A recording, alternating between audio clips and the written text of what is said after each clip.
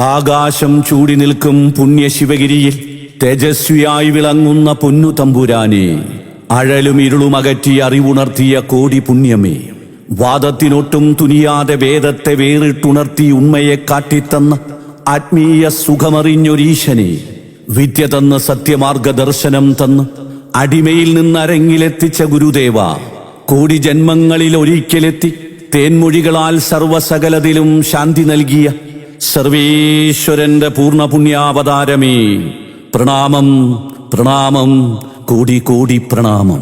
ശ്രീനാരായണ ഗുരുദേവ പാദം പലകുറി പതിഞ്ഞ് പരമപവിത്രമായ ചരിത്രമുറങ്ങുന്ന ആലുവ അദ്വൈതാശ്രമത്തിലെ കെടാവിളക്കിൽ നിന്നും ആശ്രമം മഠാധിപതി ശ്രീമദ് ധർമ്മ ചൈതന്യ സ്വാമികൾ, SNDP യോഗം പറവൂർ യൂണിയന്റെ പ്രിയങ്കരനായ ചെയർമാൻ ശ്രീ CN രാധാകൃഷ്ണന് പകർന്നു നൽകിയ ദിവ്യജ്യോതി, പറവൂർ യൂണിയന്റെ പ്രിയങ്കരനായ കൺവീനർ ശ്രീ ഷൈജു മനക്കപ്പടി ക്യാപ്റ്റനായി നിരവധി ശാഖായോഗങ്ങളുടെ പിന്നിട്ട വീതികളിൽ സ്വീകരണങ്ങൾ ഏറ്റുവാങ്ങി ഈ വഴിത്താരയെ ധന്യധന്യമാക്കി ശാഖകളുടെ യോഗങ്ങളുടെ ശ്രീനാരായണ പ്രസ്ഥാനങ്ങളുടെ സ്വീകരണങ്ങൾ ഏറ്റുവാങ്ങുവാൻ ഇതാ നിങ്ങളുടെ കൺമുന്നിലേക്ക് എത്തുകയാണ്.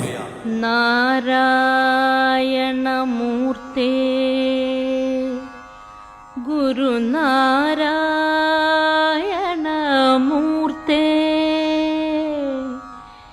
നാരായണമൂർത്തേ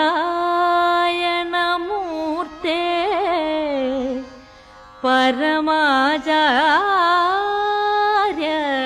നമസ്തേ.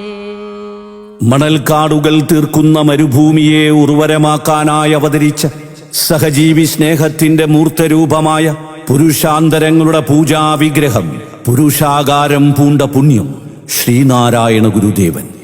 അരുവിപ്പുറത്ത് കത്തിച്ച വിളക്കത്ത് വിശ്വസംസ്കാരത്തിന്റെ യജ്ഞമൊന്നാരംഭിച്ചു.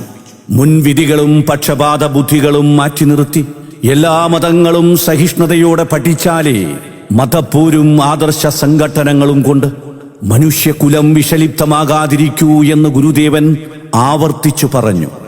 അവയിലെല്ലാം സമാനമായൊരു അന്തർധാര കണ്ടെത്താൻ